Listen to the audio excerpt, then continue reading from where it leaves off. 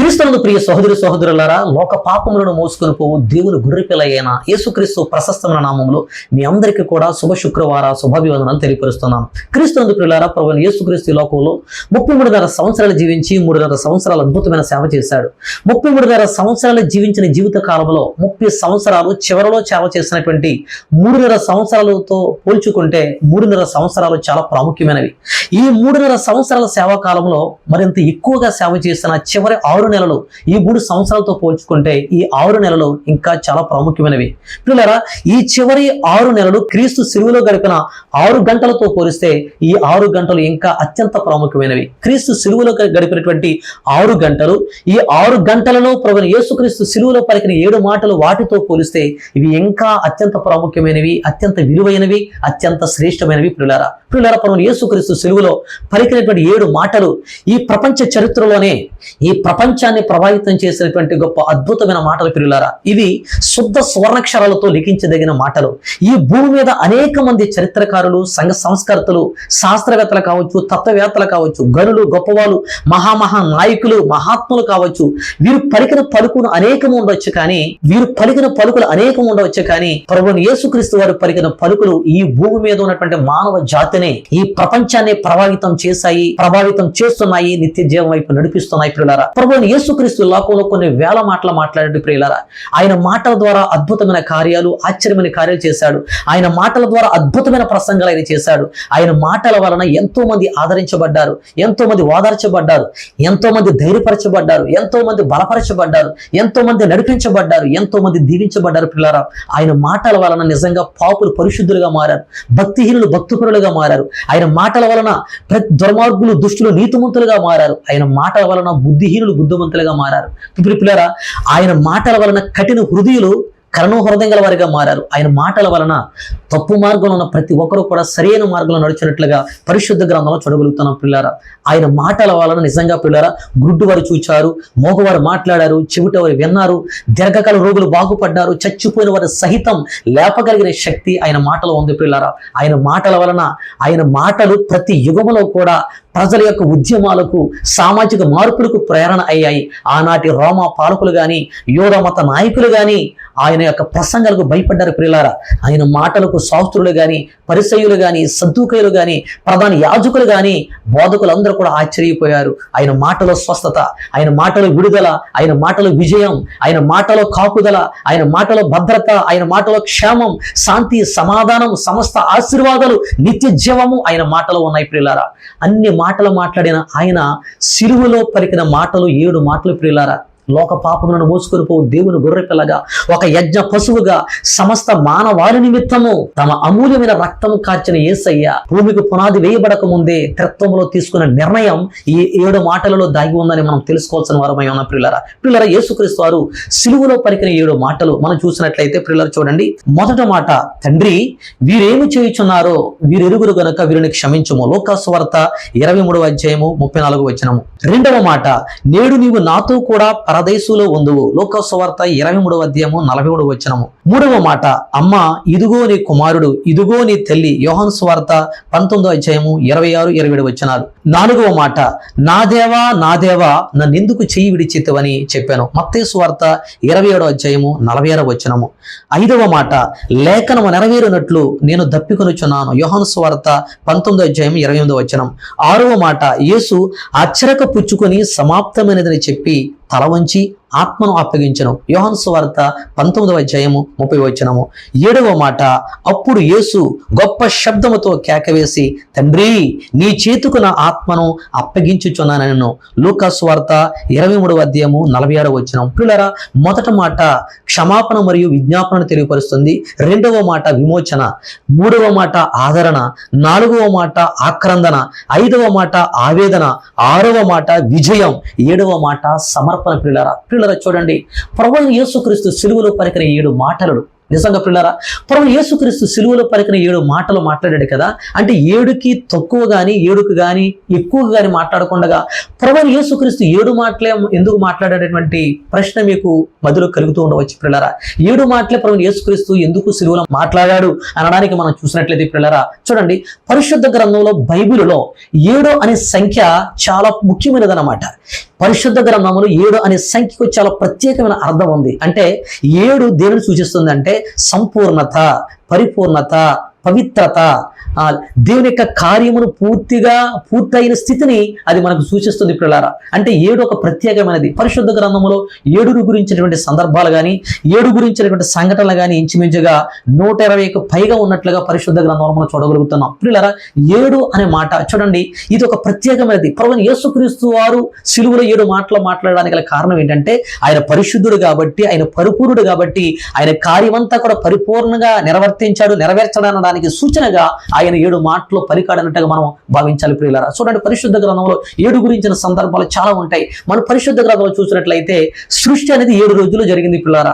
దేవుడు ఈ భూ ప్రపంచాన్ని 6 రోజుల్లో సృష్టించి 7వ రోజు విశ్రాంతి తీసుకున్నట్లుగా మనం పరిశుద్ధ గ్రంథంలో చూడగలుగుతున్నాం. అంత మాత్రమే కాకుండా ఆదికాండంలో మనం చూసినట్లయితే ఇంద్రధనుసు అంటే యెహోవా ధనస్సు అని మనం అంటాము. ఇంద్రధనుసులు 7 రంగులు ఉంటాయి పిల్లారా. 7 అనేది మనకు అక్కడ కనబడతా ఉంది. నోవాహు కాలంలో 7 జంటలు, వాడలోనికి శుభ్రమైన జంతువులను 7 జంటలుగా తీసుకురమ్మని యెహోవా దేవుడు అక్కడ సెలవిచ్చినట్లుగా మనం చూడగలుగుతున్నాం. యోసేపు కళ 7 సంవత్సరాలు, 7 సంవత్సరాలు సమృద్ధి, 7 సంవత్సరాల కరువు. నయమాను యోర్దాను నదిలో 7 సార్లు మునగడం, ఇశ్రాయేలులకు 7 పండగలు. అంత మాత్రమే కాదు పిల్లరా, ఎరుకు చుట్టూ 7 సార్లు తిరగడం, 7వ రోజు 7 సార్లు తిరగడం అనేది మనకు కనబడుతుంది. యాకోబు రాహేలు కోసం 7 సార్లు కొలువు చేసినట్లు. అంత మాత్రమే కాకుండా యోహాను సువార్తలో నేనే అను మాట ప్రభువైన యేసుక్రీస్తు 7 సార్లు పలికినట్లుగా మనం చూడగలుగుతున్నాం పిల్లరా. అంత మాత్రమే కాకుండా ప్రకటన గ్రంథంలో 7 సంఘాలు, 7 ముద్రలు, 7 బోరలు, 7 పాత్రలు, 7 దీపస్తంభాలు, 7 ఆత్మలు ఉన్నట్లుగా మనం చూడగలుగుతున్నాం. 7 సంవత్సరాల చక్రము కూడా దేవుడు రాసి ఉంచాడు. 7 సంవత్సరాల చక్రం అంటే ప్రతి 7 సంవత్సరాలకు భూమి అంతా కూడా విశ్రాంతి తీసుకోవాలని, ఏమి పండించకూడదని, ఆ యొక్క 7వ సంవత్సరము విశ్రాంతిగా ఉండాలని యెహోవా దేవుడు నియమించినట్లుగా మనం చూడగలుగుతున్నాం. హెబ్రీ దాసులు 7వ సంవత్సరం తర్వాత విడిపించబడాలని, స్వేచ్ఛగా ఉండాలని పరిశుద్ధాత్మ దేవుడు 7 గురించి రాశాడు. ఇలాగా ఎన్నో పరిశుద్ధ గ్రంథంలో 7 గురించిన సంఘటనలు చాలా ఉన్నాయి పిల్లరా. చూడండి, ప్రభువైన యేసుక్రీస్తు సిలువలో పలికిన 7 మాటలను మనం ఈ దినమందు పిల్లరా మొదటి మాటలను ధ్యానించడానికి ఇష్టపడుతూ ఉన్నాను. చూడండి, 7 మాటలలో మొదటి మాట చూసినట్లయితే పిల్లరా, తండ్రి వీరేమి చేయుచున్నారో వీరెరుగరు గనుక వీరిని క్షమించము. Father forgive them for they do not know what they are doing. తండ్రి వీరేమి చేయుచున్నారో వీరెరుగురు గనక వీరిని క్షమించము. ప్రియులారా, మొదటి మాట మనం ధ్యానం చేసుకునే ముందు ప్రియులారా, ప్రభువైన యేసుక్రీస్తు సిలువలో పడినటువంటి పాటులు, ఆయన పడినటువంటి ఇబ్బందులు, ఆయన పడ్డ కష్టాలు, శ్రమను చూసినట్లయితే పిల్లారా మన గుండె తరుకుపోతుంది. పిల్లరా, ప్రభువైన యేసుక్రీస్తు సిలువలో పలికిన మొదటి మాట, తండ్రి వీరేమి చేయుచున్నారో వీరెరుగురు గనక వీరిని క్షమించమన్నాడు. పిల్లలారా చూడండి, ప్రభువైన యేసుక్రీస్తుని 9 గంటలకు సిలువేశారు. సిలువేయబడినటువంటి యేసుక్రీస్తును ఆ సిలువు కొయ్యపై ఆయనను పడుకోబెట్టి చేతుల్లో కాళ్ళల్లో మేకులు దెబ్బకొట్టి ఆ సిలువుని, ఆ ప్రభువుని యేసుక్రీస్తు అనేటువంటి ఆ సిలువుని పైకెత్తారు. ప్రియులారా, ఎప్పుడైతే పైకెత్తారో ఆ సిలువులో ఉన్నటువంటి యేసయ్య ఈ శరీరం బరువంతా కూడా ఈ చేతుల్లో గుచ్చబడినటువంటి మేకుల మీద, ఈ శరీరం బరువంతా కూడా మేకుల మీద పడింది.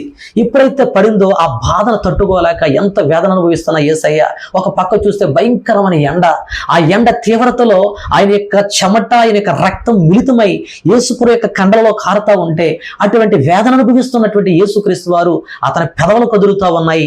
ఆ పెదవులను చూస్తున్నటువంటి మాట ఏంటంటే ప్రియులారా చూడండి, ఆ పెదవులు ఎందుకు కదులుతున్నాయి? ఏదైనా సహాయం కోసమా? ఏదైనా అడగడం కోసమా? తండ్రి నేను శిక్షను భరించలేను, ఇది నా వల్ల కాదు, ఇది నేను చెయ్యలేను అని దేవుని ఏదైనా వేడుకుంటున్నాడా? దేవుని ఏదైనా అడుగుతున్నాడా? మౌనంగా చేస్తున్నాడా ప్రార్థన? అంటే కాదు ప్రియులారా, అందరికి వినబడే విధంగా ఆయన విజ్ఞాపన చేస్తున్నాడు. ఇది ఎవరి కోసం విజ్ఞాపన చేస్తున్నాడు? చూడండి పిల్లరా, ఇది అతని కోసం కాదు. లేదంటే పాత నిబంధనలో ఉన్నటువంటి ఏలియా భక్తుడు బదరి వృక్షం కింద కూర్చుని చేతకాక నా వల్ల కాదు, నా ప్రాణం తీసుకో ప్రభు అని ప్రార్థించిన ప్రార్థన కాదు అది. అతను అందరికి వినబడే విధంగా అతను ఏం చేస్తున్నాడంటే, తండ్రి వీరేమి చేయుచున్నారో వీరెరుగురు గనుక వీరిని క్షమించమని ప్రార్థన చేస్తున్నాడు. పిల్లలు ఇక్కడ మనం అర్థం చేసుకోండి, మనం తెలుసుకోవాల్సిన విషయం ఏంటంటే, ఇక్కడ ప్రార్థన చేస్తున్న ప్రార్థన ఎలాంటిదంటే మరణ దశలో కూడా మనకు మాదిరి చూపిస్తున్నటువంటి యేసయ్య, అంటే మరణ దశలో కూడా మన కోసం విజ్ఞాపన చేస్తున్న యేసయ్య. పిల్లలు బాగా అర్థం చేసుకోండి, యేసుక్రీస్తు వారు గొప్ప ప్రార్థనా పరుడు. ఆయన ఎటువంటి ప్రార్థనా పరుడు అంటే అతని జీవించిన జీవిత కాలం అంతా కూడా ప్రార్థనతో ప్రారంభమైంది, అతని జీవితం ప్రార్థనతో ముగించబడినట్లుగా మనం చూడగలుగుతున్నాం. పిల్లలు బాగా అర్థం చేసుకోండి.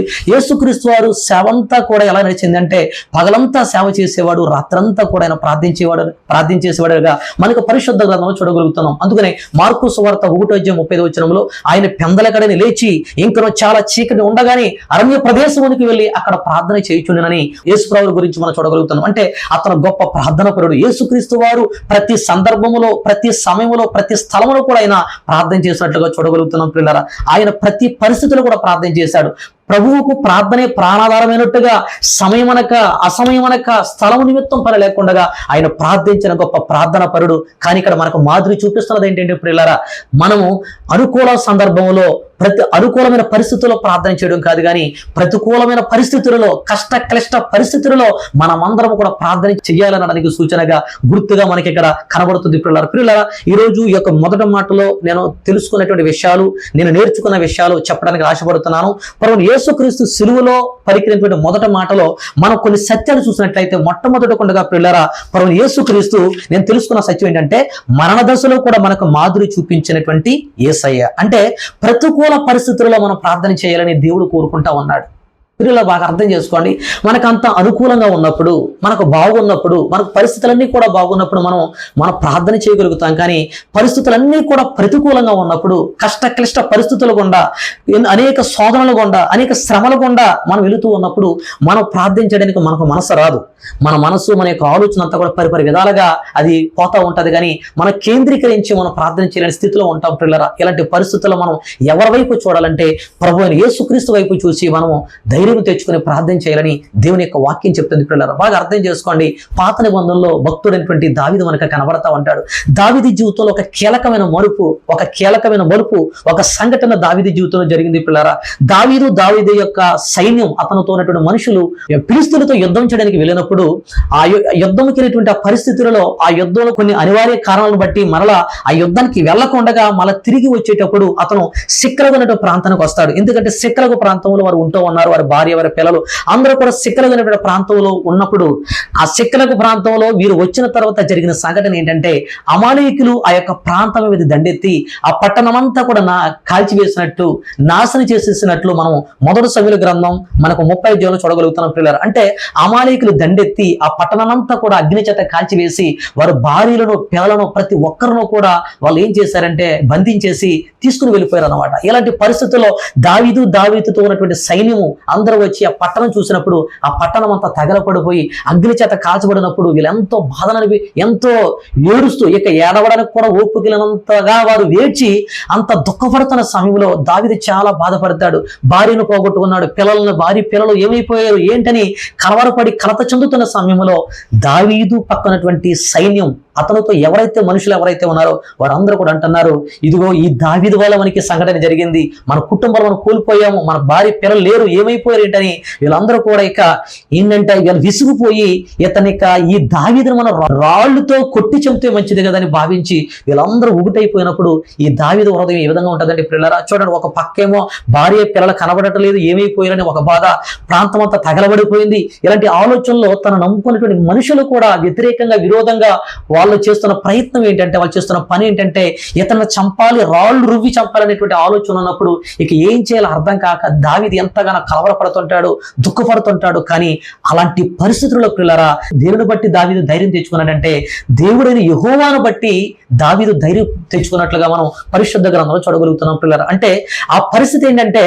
చాలా క్లిష్ట పరిస్థితి, చాలా భయంకరమైన పరిస్థితి గుండా వెళుతున్నటువంటి దావీదు ఎవరైనా జ్ఞాపకం చేసుకున్నాడంటే దేవుడైన యెహోవాను బట్టి జ్ఞాపకం చేసుకుని, దేవుడైన యెహోవాను బట్టి ధైర్యం తెచ్చుకున్నట్లుగా పరిశుద్ధ గ్రంథంలో చూడగలుగుతున్నాం పిల్లలు. బాగా అర్థం చేసుకోండి.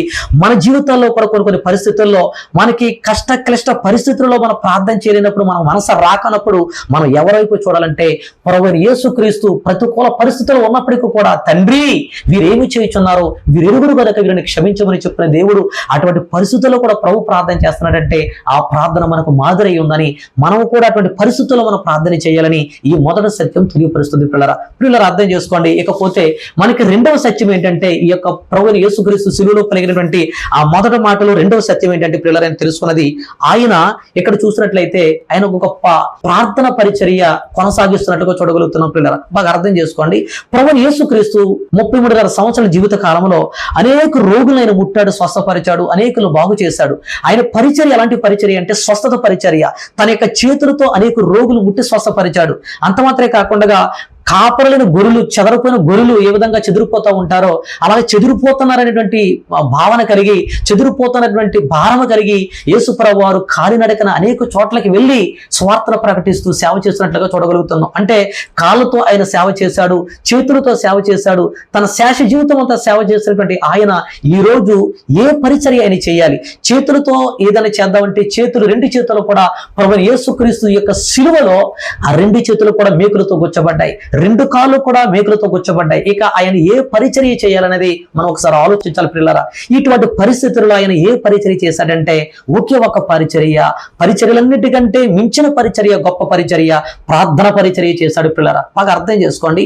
ప్రభువైన యేసుక్రీస్తు తన స్వయాన తన చేతులతో ముట్టి అనేక రోగులను ఆయన బాగు చేశాడు, తాకాడు ఆయన. చూడండి, పరిశుద్ధ గ్రంథంలో మొట్టమొదటి అద్భుతంగా మనం చూసినట్లయితే, అద్భుతమని కాదు కానీ మొట్టమొదటి స్వస్థత మనం చూసినట్లయితే, కుష్ఠరోగం వచ్చి ప్రభు యేసుక్రీస్తు దగ్గరకు వచ్చినప్పుడు, ప్రభువా నీకు ఇష్టమైతే నన్ను శుద్ధునిగా చేయమని ఆ యొక్క కుష్ఠురోగి అడిగినప్పుడు యేసుప్రభు అంటాడు, నాకు ఇష్టమే, నువ్వు శుద్ధుడు కమ్మని ముట్టుకోగానే దేవుడు అతనికి స్వస్థత ఇచ్చినట్లుగా మనం చూడగలుగుతున్నాం పిల్లరా. అంత మాత్రమే కాదు, అనేక మంది చూడండి, పేతురు అత్త భయంకరమైన జ్వరంతో బాధపడతా ఉంటుంది, తీవ్రమైన జ్వరంతో. యేసుప్రభువు వారు పేతురు ఇంట్లోకి వెళ్ళి వారి యొక్క పేతురు అత్తని చెయ్యిని ముట్టి స్వస్థపరిచినప్పుడు జ్వరం ఆమెను విడిచిపోగా ఆమె లేచి ఉపచారం చేసినట్లుగా మనం పరిశుద్ధ గ్రంథంలో చూడగలుగుతున్నది. అందులోని దేవుడు ముట్టి స్వస్థపరిచాడు, చెవిటి వారిని ముట్టి స్వస్థపరిచాడు. అంత మాత్రమే కాదు పిల్లరా, చూడండి, నాయని విధవరాలు, ఒక నాయని పట్టణంలో ఒక విధవరాలు ఉంటే ఆ విధవరాలకు ఒక కుమారుడు చనిపోయినప్పుడు ఆ యొక్క కుమారుడిని పాడి మీద మోసుకుని వెళ్తా ఉంటే ఆ సంఘటన చూసినటువంటి యేసుప్రభువు వారు ఆ యొక్క తల్లి హృదయాన్ని చూసి, ఆ వేదనను చూసి ఆ కుమారుడిని బ్రతికించాలని ఆలోచనతో వెళ్ళి ఆ పాడిని ముట్టి చిన్నవాడ లెగమన్నప్పుడు ఆ యవనస్తుడు లేచి స్వస్థ చిత్తుడై ఉన్నప్పుడు ఆ తల్లి యొక్క హృదయం ఎంతగా ఆనందించిందో చూడండి పిల్లలు. అంటే నేను ఎందుకు చెప్తున్నానంటే, ప్రభువైన యేసుక్రీస్తు తన స్వయాన ముట్టి అనేక రోగులను ఆయన బాగు చేశాడు.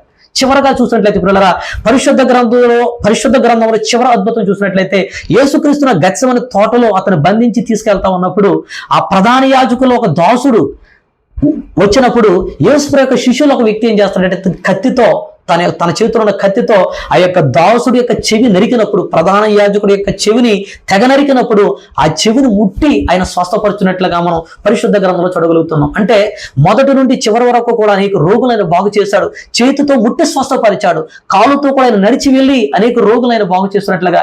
ఎక్కడో గెరానశైలుల దేశంలో ఒక యవనస్తుడు ఆ సమాధులలో, ఆ కొండలలో అరుపులు అరుచుకుంటూ ఇక మనశాంతి లేకుండా శరీరంతా పాడు చేసుకుని దురాత్మ శక్తుల చేత, దుష్ట శక్తుల చేత పట్టి పీడించబడుతూ మనశాంతి లేకుండా చీకట్లో జీవిస్తున్న యవనసుడు కోసం యేసుప్రభు కాలినడకన వెళ్ళి అతను స్వస్థపరిచినట్లుగా మనం చూడగలుగుతున్నాం పిల్లరా. నేను ఈ విషయాలు ఎందుకు చెప్తున్నానంటే, యేసుక్రీస్తు వారు ఆయన అనేక రోగులు ముట్టి స్వస్థపరిచిన ఆయన, ఆ రోజు స్వస్థత పరిచర్యను కొనసాగించిన ఆయన ఈ రోజు సిలువలో చేస్తున్నటువంటి మాదిరి పరిచర్య. అంటే ప్రక్క చూస్తే యేసుక్రీస్తు వారు చేయడానికి ఇంకంటూ ఏమీ లేదు. ఒకవేళ స్వార్థను ప్రకటిద్దామన్నా విని వాళ్ళు ఎవరు లేరు, వాళ్ళందరూ కూడా వ్యతిరేకంగా ఉన్నారు. శిష్యులకు బోధిందామన్న శిష్యులు అక్కడ కనబడలేదు, శిష్యులు వెళ్ళిపోయారు. అలాంటి పరిస్థితులు ఆయన కొనసాగించిన పరిచర్య ఏంటంటే ప్రార్థన పరిచర్య. పిల్లరా మనం అర్థం చేసుకోవాలి, మన జీవితంలో ప్రార్థన పరిచర్య అనేది మనం చాలా ప్రాముఖ్యమైనది పిల్లరా.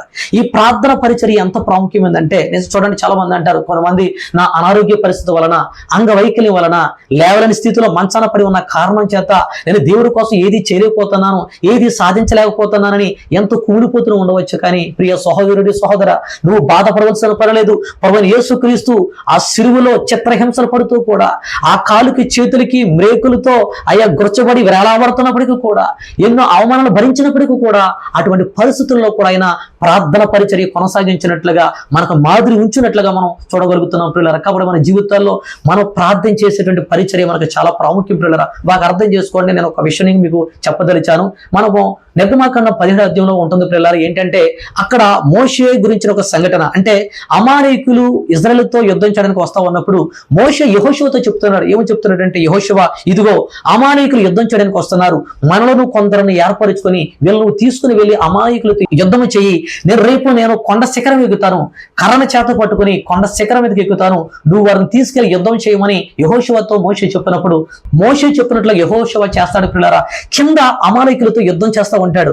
మోషే ఏం చేస్తాడంటే ఆ ఉదయకాలం లేచి ఏం చేస్తాడంటే రేపు అన్నటువంటి ఆ మరుసటి రోజు ఏం చేస్తాడంటే మోషే కర్రన చేత పట్టుకుని ఆ కొండ శిఖరం ఎక్కుతాడు. ఆ మోషేతో పాటు ఊరు అహరోను కూడా ముగ్గురు వెళ్ళడం కూడా జరుగుతుంది పిల్లరా. చూడండి ఇక్కడ పిల్లరా, అక్కడ సంఘటన నిర్గమాకాండం 17వ అధ్యాయంలో యొక్క సంఘటన మనం చూసినట్లయితే చూడండి, మోషే చేతులు పైకి ఎత్తినప్పుడంట ఇజ్రాయేలు గెలిచారంట, మోషే చేతులు కిందకి దించినప్పుడంట అమాలేకులు గెలిచారంట. అంటే ఇక్కడ బాగా అర్థం చేసుకోండి, రెండు చేతులు పైకెత్తుతుంటే ఇజ్రాయేలు గెలుస్తున్నారు, రెండు చేతులు కిందకి దించుతా ఉంటే అమాలేకులు గెలుస్తున్నారు. పిల్లలు బాగా అర్థం చేసుకోండి, యుద్ధం అనేది ఇక్కడ రెండు దఫాలుగా జరుగుతుంది, ఇక్కడ రెండు రకాలుగా ఉంది. అంటే నేను చెప్తున్నది ఏంటంటే పిల్లరా, ఇక్కడ పరిచర్య అనేది రెండు రకాలుగా ఉంటుందని చెప్పడం కోసం నేను ఈ యొక్క సంఘటన చెప్తున్నా. చూడండి, ఇక్కడ యుద్ధం అనేది రెండు రకాలుగా ఎలా జరుగుతుందంటే, కింద యెహోషువ తన సైన్యముతోటి కత్తి తీసుకుని యుద్ధం చేస్తా ఉన్నాడు, చంపుతా ఉన్నాడు.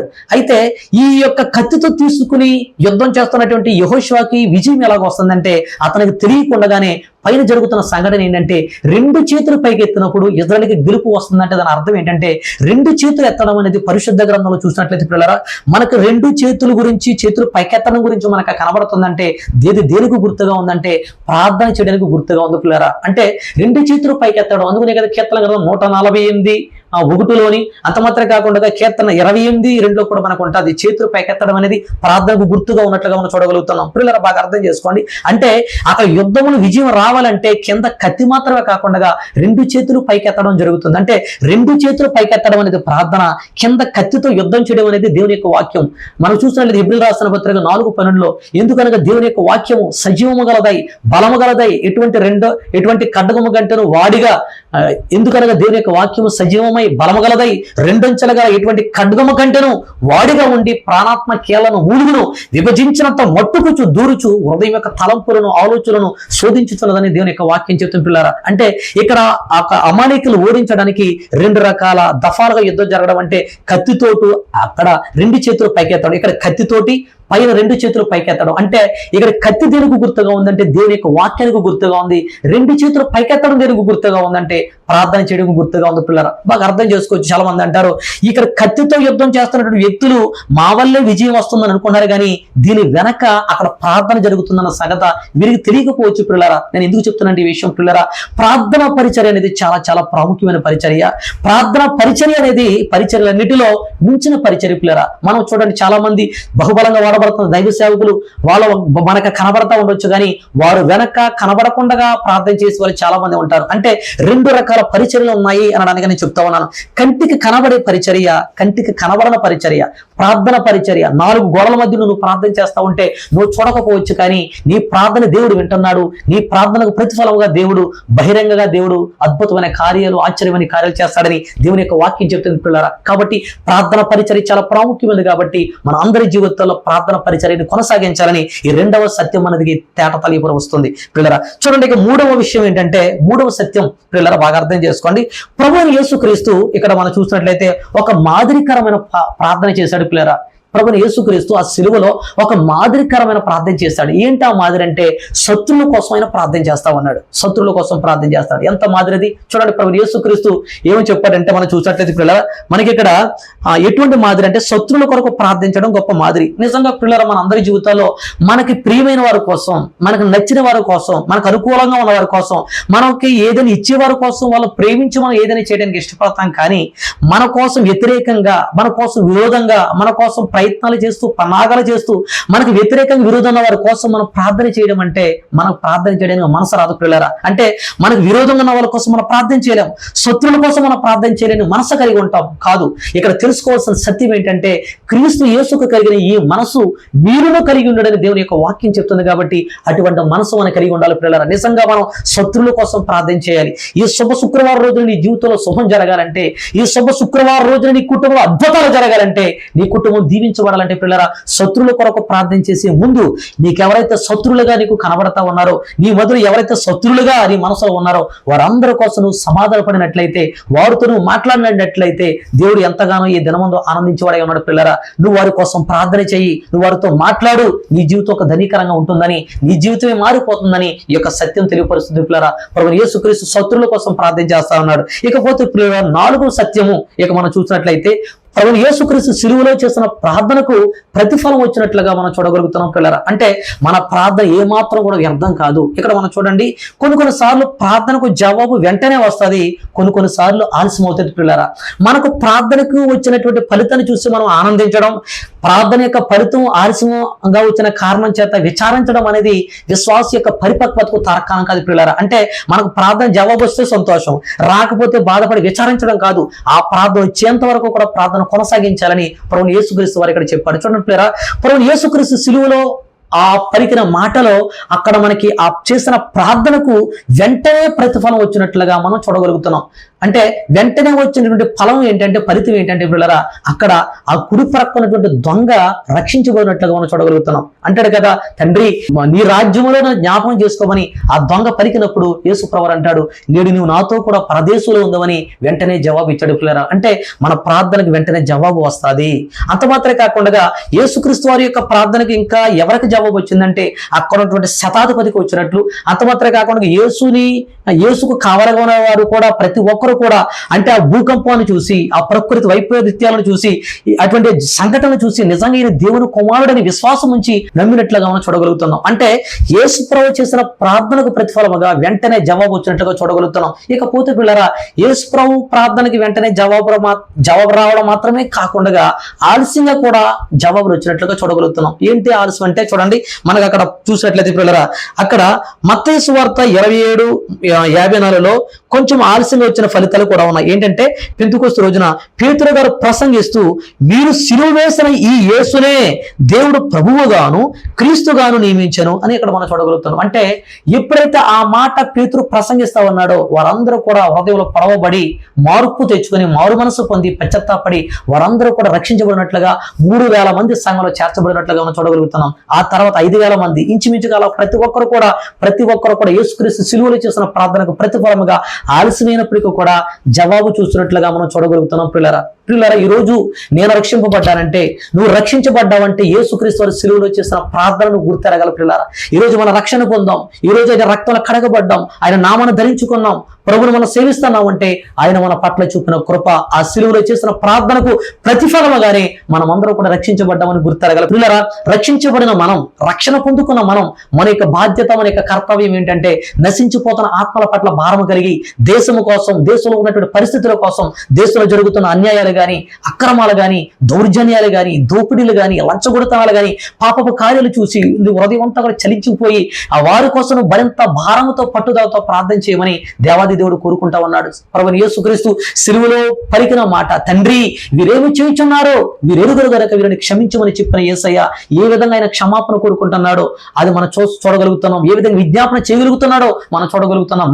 మనం కూడా ఇతరుల యొక్క పాపాలు క్షమిస్తూ వారి యొక్క పాపాల కోసం, యేసు ప్రభు కోసం మనం ప్రార్థన చేస్తూ వారందరూ కూడా రక్షణ పొందాలని, ప్రతి ఒక్కరు కూడా ప్రభు సన్నిధికి రావాలని భారం కలిగి ప్రార్థన చేయమని ఈ యొక్క 4వ సత్యం చెప్తుంది. పిల్లరా ఇకపోతే మనకి 5వ సత్యం, 5వ విషయం తెలుసుకోవాల్సింది ఏంటంటే ఇక్కడ ఒక సంఘటన. పిల్లరా ఇక్కడ ఏంటంటే తండ్రి వీరేమి చేయుచున్నారో వీరెరుగురు గనుక వీరిని క్షమించమని ప్రభువైన యేసుక్రీస్తు అన్నాడు కదా. అంటే తండ్రికి ప్రార్థన చేస్తున్నాడు. ఏంటి, తండ్రి వీరేమి చేయుచున్నారో వీరెరుగురు గనుక వీరిని క్షమించమని చెప్పిన యేసయ్య ఏమి, ఈ యేసు ప్రభు వారు వారందరి పాపాలు క్షమించడానికి అధికారము, శక్తి వీరికి యేసు ప్రభు లేదంటారా? పరిశుద్ధ గ్రంథంలో చూసినట్లయితే పిల్లరా మత్తయి సువార్త 9:6 ఏముంటుందంటే అక్కడ చాలా చక్కటి మాట.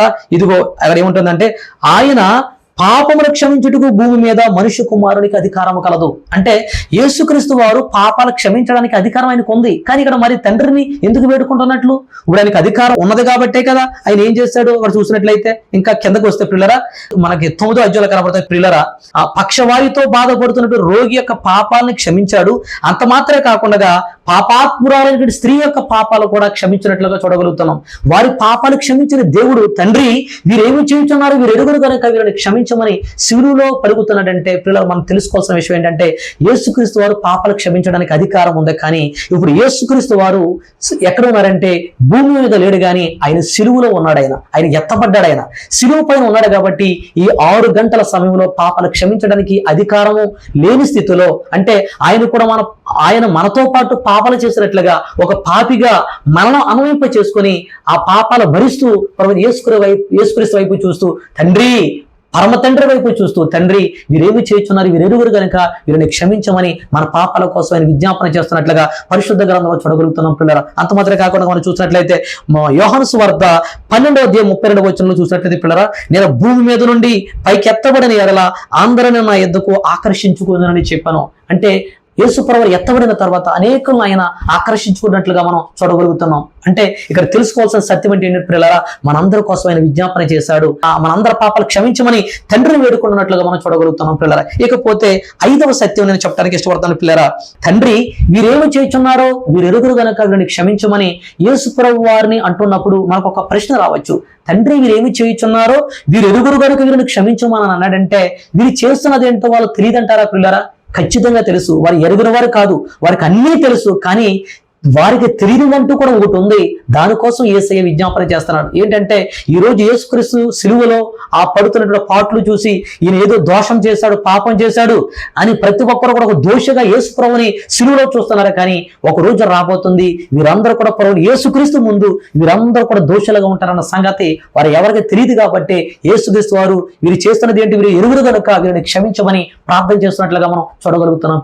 పిల్లరా చూడండి, యేసుక్రీస్తు వారు మనందరి కోసమైన ప్రార్థన చేశాడు, పాపుల కోసమైన ప్రార్థన చేశాడు. ఈ సత్యాలు తెలుసుకున్న మనం అందరూ కూడా యేసుక్రీస్తు ఏ రీతిగా మనకు మాదిరి చూపించాడో పిల్లరా మనం బాగా అర్థం చేసుకోవాలి. మరణ దశలో కూడా మనకు మాదిరి చూపించిన యేసయ్య అంటే ప్రతికూల పరిస్థితుల్లో మనం ప్రార్థన చేయాలని చెప్తా ఉన్నాడు.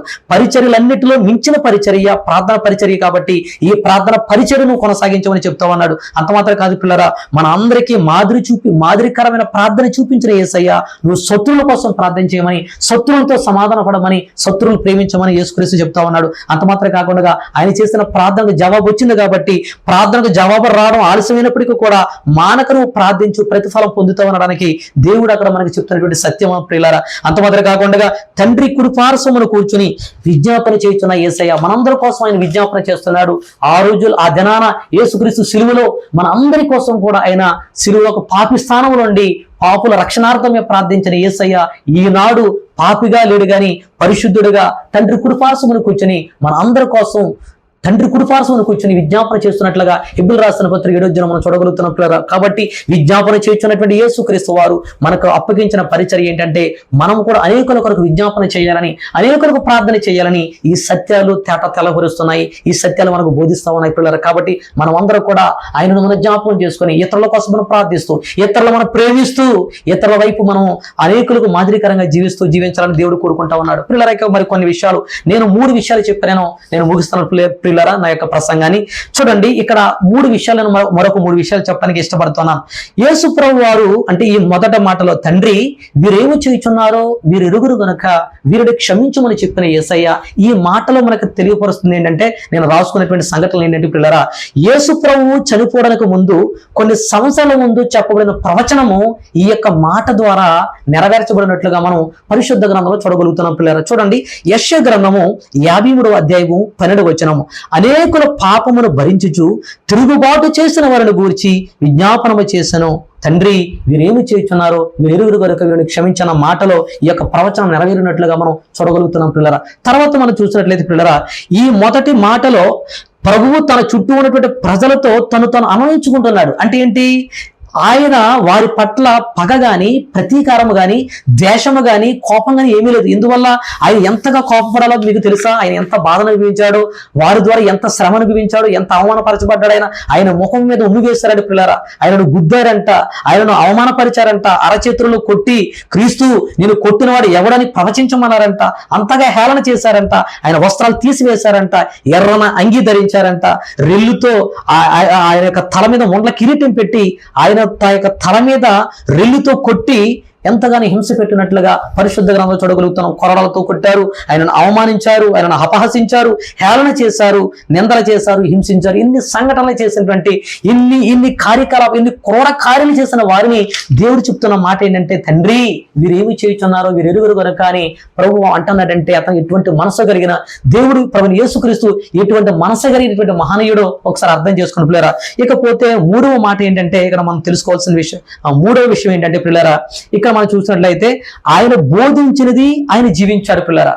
ఆయన ఏదైతే బోధించాడో అది చేసి చూపించాడు ఆయన. మనం అనేకులకు బోధిస్తాం, ఎదుటి వారికి బోధించు, నీకు బోధ చేసుకున్నవని మనకు రోమిలు రాసిన పత్రికలో చూడగలుగుతాం. అంటే ఎదుటి వారికి బోధిస్తున్నాం, మనమే బోధ చేసుకోవాలి. యేసుక్రీస్తు బోధించాడు, బోధించిన ప్రకారంగా ఆయన జీవించాడు. ఏంటా బోధ చూడండి, మీ శత్రువును ప్రేమించండి, హింసించే వారి కొరకు ప్రార్థన చేయండి. మత్తయి సువార్త 5:44 చూడండి. ఇక్కడ పేరా యేసుప్రభువు వారు బోధించాడు, ఆ రీతిగా ఆయన ఏమన్నాడు, శత్రువును ప్రేమించమన్నాడు, హింసించే వారి కొరకు ప్రార్థన చేయండి అన్నాడు. ఇక్కడ చూసినట్లయితే పిల్లరా, ఈ మాట చెప్పడం సులువే కానీ కష్ట పరిస్థితుల్లో ఉన్నప్పుడు ఆచరించడం అనేది చాలా కష్టతరమైనది పిల్లరా. ఆ బాధలు అనుభవిస్తున్నప్పటికీ కూడా ఆయన క్షమించాడంటే నిజంగా ఆయన ఈ వాక్య ప్రకారంగా ఆయన చెప్పిన ప్రకారంగా నడుచుకున్నట్లుగా మనం చూడగలుగుతున్నాం. పిల్లలకి చివరగా నేను ఒక మాట చెప్పి నేను ముగిస్తాను. ఈ యొక్క మొదటి మాటలో అంటే తండ్రి వీరేమి చేస్తున్నారో వీరు ఎరుగురు కనుక వీరిని క్షమించమని చెప్పినటువంటి మాటలో ఈ యొక్క సత్యం ఏంటంటే పిల్లరా, మనం చూసినట్లయితే ఈ మాటలో దేవుని యొక్క ఉన్నతమైనటువంటి విమోచన ప్రేమ వ్యక్తం అవుతుంది. ఎందువల్లంటే ప్రభువుని ఎన్ని విధాలుగా హింసించినప్పటికీ కూడా, బాధ పెట్టినప్పటికీ కూడా, అనరాని మాటలు అన్న తర్వాత కూడా, వారి క్రూర కార్యాలన్నీ కూడా పూర్తయినా కూడా వారిని దేవుడు చూసి ఏమంటున్నాడంటే, యేసుక్రీస్తు వారు ఏమంటున్నాడంటే, తండ్రి వీరిని శిక్షించు అనకుండగా ఏమంటున్నాడు, తండ్రి వీరిని క్షమించమంటున్నాడంటే ఆయన ప్రేమ ఎంత గొప్పదో ఒకసారి అర్థం చేసుకోండి పిల్లరా. బాగా అర్థం చేసుకోండి పిల్లరా. ఆయన ప్రేమ ఎంత గొప్పదో అర్థం చేసుకోండి పిల్లరా. ఇక్కడ బాగా అర్థం చేసుకోండి. మనకు క్షమించేటువంటి గుణం కలిగి ఉండాలి పిల్లరా. మనకు క్షమించే గుణం చూడండి. మన అందరూ కూడా క్షమించాలి, మనం క్షమించబడాలి, మనం అనేకులు క్షమించాలి. ఆ క్షమాగుణం కలిగి ఉండాలి పిల్లరా. మీకు ఒక సంఘటన చెప్పి నేను వాక్యాన్ని ముగిస్తాను. మనకి అందరికీ తెలుసు, గొప్ప ఆస్ట్రేలియన్ మిషనరీ గ్రహం స్టెయిన్ అయినటువంటి సేవకుడు మీకు అందరికీ తెలుసు. ఆయనకి జరిగిన సంఘటన నిజంగా చాలా ఎంత బాధ కలిగిస్తుందంటే, ఎంత వేదన కలిగిస్తుందంటే, 1999 జనవరి 22 రాత్రి జరిగిన సంఘటన మీ అందరికీ తెలుసు. ఆయన కుష్ఠరోగుల మధ్య ఒరిస్సా యొక్క రాష్ట్రంలో ఎక్కడంటే కియోంజరి జిల్లా మనోహర్పూర్ గ్రామంలో ఈ యొక్క స్టెయిన్ ఇద్దరు కుమారులు వారి యొక్క భార్యతో కలిసి సేవ చేస్తూ ఉండేవారు. ఒక రోజుని క్రైస్తవ శిబిరానికి వెళ్లి రాత్రి కాల సమయంలో జీపుల వాళ్ళు నిద్రపోతూ ఉన్నారు. ఎవరెవరితో అంటే ఇద్దరు కుమారులతోటి, పిలుపుతోటి, తిమోతితోటి ఇద్దరు కుమారులతో ఈ యొక్క గ్రహం స్టెయిన్ నిద్రపోతూ ఉన్నప్పుడు ఆ సమయంలో ఒక గుంపు తీవ్రవాదులు అంటే స్థానిక హిందుత్వ మద్దతుదారులు ఏం చేశారంటే పిల్లరా, వాళ్ళు అతనికి వ్యతిరేకంగా ఏం చేశారంటే జీపుని చుట్టుముట్టి తలుపును మూసి పెట్రోల్ పోసి దహనం చేశారు పిల్లరా. నిజంగా ఎంత బాధాకరమైన సంఘటన ఏంటంటే, సేవకుల పిల్లలు వాళ్ళు ఉన్న పాటున సజీవ దహనం అయిపోయినట్లుగా ఆ సంఘటన కలిచివేసింది పిల్లరా. అటువంటి మరణం వాళ్ళు అటువంటి బాధ, అటువంటి వేదన అనుభవించారు పిల్లరా. ఎందుకు ఇలా చంపారంటే మనకు తెలిసిన విషయం ఏంటంటే పిల్లరా, ప్రధాన కారణం ఏంటంటే కుష్ఠరోగుల మధ్య సేవ చేస్తున్నాడు, క్రైస్తవ మత ప్రచారం చేస్తున్నాడు, బలవంతము మత మార్పిడి చేస్తాడని ఉద్దేశించి ఆరోపించారు. ఇవన్నీ కూడా ఒక కోర్టులో ఈ సాక్ష్యాలు చూపిద్దామన్న కోర్టులో ఏది కూడా నిరూపించబడలేదు. అయినప్పటికీ కూడా ఆ జరిగిన సంఘటన చూసి అది ఘోరం కాబట్టి ప్రధాన నిందితుడుగా ఉన్నటువంటి ఈ దారాసింగ్ దోషిగా తీర్చిదిద్దినటువంటి కోర్టు అతనికి ఏ శిక్ష విధించిందంటే మరణశిక్ష విధించింది. ఈ మరణశిక్షతో పాటు మరణశిక్ష తర్వాత జీవిత ఖైదీ శిక్ష విధించినప్పుడు అటువంటి పరిస్థితులలో అతనికి చనిపోవడానికి ఆ యొక్క రోజులు దగ్గర పడతా ఉన్నప్పుడు పిల్లరా, మీరు చెప్తే ఎంత మనకి ప్రపంచానంత ఆశ్చర్యం కలిగించిన సంఘటన ఏంటంటే, ఈ యొక్క స్టెయిన్ యొక్క భార్య దైవజనుడైనటువంటి గ్రహం స్టెయిన్ యొక్క సతీమణి సేవకురాలు గ్లాడీ స్టెయిన్ ఏం చెప్పిందో తెలుసా? ప్రపంచమంతా కూడా ఆశ్చర్యపోయే రీతిగా ఒక సంఘటన చెప్పింది పిల్లరా. ఏంటంటే అది చూడండి, ప్రపంచమంతా కూడా నివ్వెరపోయే విధంగా ఏమన్నదంటే, ఇదిగో నా భర్తని, నా పిల్లలను కోల్పోయాను, నేను ఎంతో బాధను అనుభవించాను, కానీ ఇదిగో వీరు నా భర్తను, నా పిల్లని చంపినటువంటి వీరిని, ఈ వ్యక్తిని నేను క్షమిస్తానని చెప్పేసి ఆ కోర్టు వారికి చెప్పినప్పుడు, ఇతను క్షమిస్తున్నానని చెప్పినప్పుడు నిజంగా ప్రపంచమంతా కూడా ఆశ్చర్యపోయింది పిల్లరా. ఎందువల్లంటే యేసుక్రీస్తు వారి సిలువలో తండ్రి వీరేమి చేయుచున్నారో వీరెరుగురు కనుక వీరిని క్షమించమని చెప్పిన దేవాది దేవుడు ఆ యేసయ్య అంత బాధలు అనిపించినప్పటికీ కూడా, అన్ని శ్రమలు అనిపించినప్పుడు కూడా ఆయనే క్షమించాడే. నా భర్త నా పిల్లలను కోల్పోయినందుకు నాకు చాలా బాధ కలిగింది, అయినప్పటికీ కూడా ఈ సంఘటన ఈ వీరి ద్వారా ఈ జరిగింది కాబట్టి నేను కూడా వీరిని క్షమిస్తానని చెప్పేసి క్షమించి తన శేష జీవితం అంతా కూడా క్రీస్తు సేవ చేస్తున్నట్లుగా మనం పరిశుద్ధ గ్రంథంలో చూడగలుగుతున్నాం పిల్లరా. ఆమె తన భర్త పిల్లలు చంపినందుకు క్షమిస్తానని చెప్పేసి ఆ ద్వేషము కంటే ప్రేమ గొప్పదని ప్రసంగాలు చేస్తూ భారతదేశం వదిలి వెళ్లకుండా అదే ప్రాంతంలో సేవా కార్యక్రమాలు ప్రారంభిస్తూ కుష్ఠరోగుల మధ్య సేవ చేస్తూ శాంతి గురించి, క్షమాపణ గురించి ఆమె అనేక బోధ చేస్తున్నట్లుగా మనం చూడగలుగుతున్నాం పిల్లరా. అంటే అటువంటి మనసు ఆ యొక్క సేవకురాలు కలిగి ఉంది. మన జీవితంలో కూడా క్రీస్తు యేసుకు కలిగిన మనసు మనం కలిగి ఉండాలి పిల్లరా. అంటే మనము క్షమించేటువంటి స్వభావం కలిగి, క్షమించే మనసు కలిగి ఇతరులకు క్షమించాలని, ఇతరుల కోసం ప్రార్థన చేయాలని దేవుని యొక్క వాక్యం చెబుతుంది. ఈ విషయాలు తెలుసుకున్న మన అందరి జీవితాల్లో మొట్టమొదటి మాట, తండ్రి వీరేమి చేయుచున్నారు, వీరెరుగురు కనుక వీరిని క్షమించమని చెప్పిన దేవాది దేవుడు మనం కూడా ఇతరులను క్షమిస్తూ ఇతరుల కోసం ప్రార్థన చేయాలని దేవుడు కోరుకుంటున్నాడు. అట్టి కృప దేవాది దేవుడు మనందరికీ కూడా అనుగ్రహించి నడిపించునుగాక. ఆమేన్, ఆమేన్. ప్రార్థన చేసుకుందాం పిల్లరా. అందరూ కళ్ళు మూసుకున్నట్లయితే, పరిశుద్ధుడా పరిశుద్ధుడా పరిశుద్ధుడా ప్రేమగల తండ్రి, వందనాలు ప్రభువా. తండ్రి వీరేమి చేయుచున్నారో వీరెరుగురు గనక వీరిని క్షమించుమని ప్రభువా నువ్వు సిలువలో పలికిన మొదట మాట మమ్మల్ని ప్రభావితం చేసింది ప్రభువా. మా అందరి కోసం నలగొట్టబడ్డావు, మా అందరి కోసం గాయపరచబడ్డావు ప్రభువా. మా అందరి కోసం వేదన అనుభవించావు, మా అందరి కోసం నువ్వు ప్రాణత్యాగం చేసావు ప్రభువా. తండ్రి పాపం చేసింది మేము, ప్రాణత్యాగం చేసింది నీవు ప్రభువా. నేరం చేసింది మేము, ఆ భారం మోసింది నీవే ప్రభువా. ద్రోహం చేసింది మేము, దేహం చేల్చబడింది మీరే ప్రభువా. ఘోరాలు చేసింది మేము, గాయాలు పొందినది మీరే ప్రభువా. మేము చేసిన పాపాలకు, మేము చేసిన దోషాలను బట్టి మరణం ఏలుబడి చేస్తా ఉంటే ఆ మరణం నుండి తప్పించడానికి ప్రభువా మా స్థానంలో మీరుండి రాను మీద వేలాడి మరణించి మరణం గెలిచి తిరిగి లేచిన దేవా నీకు వందనాలు ప్రభువా. మమ్మల్ని ఎంతగానో ప్రేమిస్తున్నావు. నీ ప్రేమ ఎంత గొప్పదంటే ఆ సిలువలో మీరు నాయన రక్తం కారుస్తుంటే మీ ప్రేమ ఎంతో మాకు అర్థమవుతుంది ప్రభువా.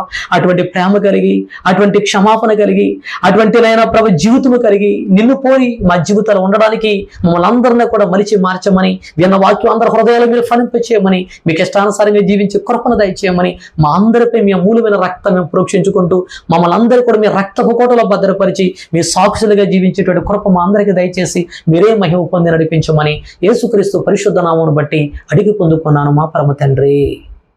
ఆమేన్, ఆమేన్.